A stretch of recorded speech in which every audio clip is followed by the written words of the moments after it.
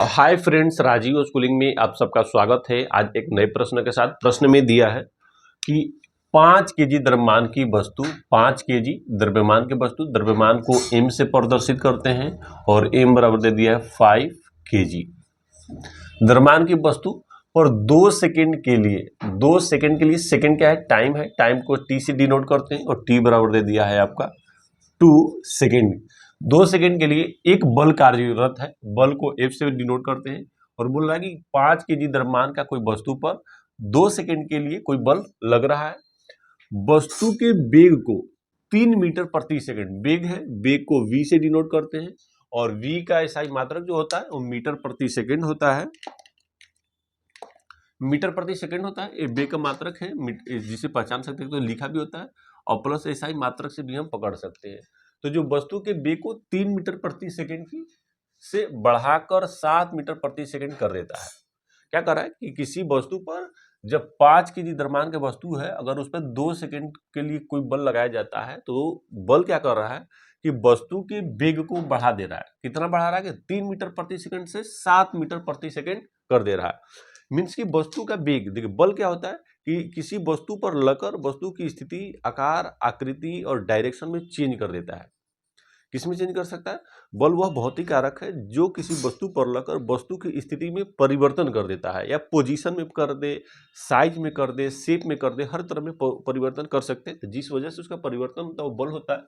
तो बल लगने से क्या कर रहा है कि किसी वस्तु पर यदि 2 सेकेंड के लिए बल लग रहा है तो वो बल की वजह से वस्तु का जो वेग होता है वो चेंज हो रहा है, 3 मीटर प्रति सेकेंड से लेकर 7 मीटर प्रति सेकेंड कर देता है।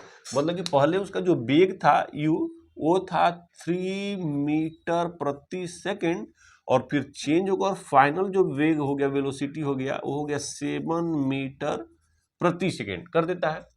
लगाए गए बल का मान ज्ञात करिए, लगाए गए बल की मात्रा ज्ञात कीजिए कि उस पर कितना बल लगा था, यह हमको फाइंड करना है। F ज्ञात कीजिए। तो आप जानते हैं कि बल ज्ञात करने के लिए हमारे पास होता है और बल का फॉर्मूला क्या होता है? F इक्वल होता है ma, द्रव्यमान गुणे त्वरण। तो द्रव्यमान तो हमारा दिया है लेकिन त्वरण नहीं दिया है, तो त्वरण निकालने के लिए एक फॉर्मूला होता है, त्वरण बराबर होता है अंतिम वेग माइनस प्रारंभिक वेग अपन में t, मीन्स की इन जो होता है वेलोसिटी लास्ट वाली और प्रारंभ वाली शुरू का वेलोसिटी और अपन में t कर देंगे।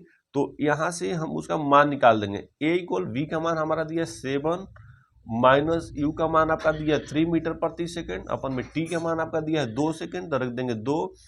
a इक्वल कितना हो जाएगा? 7 में से 3 जाएगा 4 और 4 लिख देंगे 4 अपन में 2, मीन्स की a इक्वल आपका हो जाएगा, कट जाएगा तो 2 मीटर प्रति सेकेंड स्क्वायर।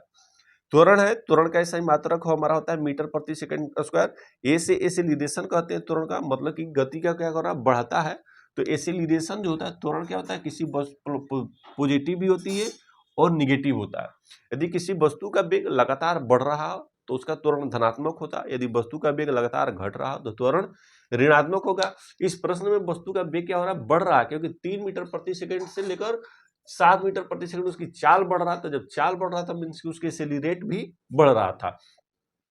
तो यहाँ पर हो गया एक्सेलरेशन बराबर तो 2 मीटर प्रति सेकंड स्क्वायर हो गया। अब पूछ रहा है कि बल लगाए गए मात्रा ज्ञात कीजिए बल का, तो बल कितना, तो बल निकाल लेंगे। तो बल को F इक्वल, अब इस फॉर्मूला का हम यूज कर सकते हैं ma, m का मान आपका दे दिया है 5 और a का मान अभी आपका आया है 2, मीन्स की 5 2 जा 10 न्यूटन हो गया। आपका बल का ऐसा मात्रक न्यूटन हो गया, तो न्यूटन हो गया।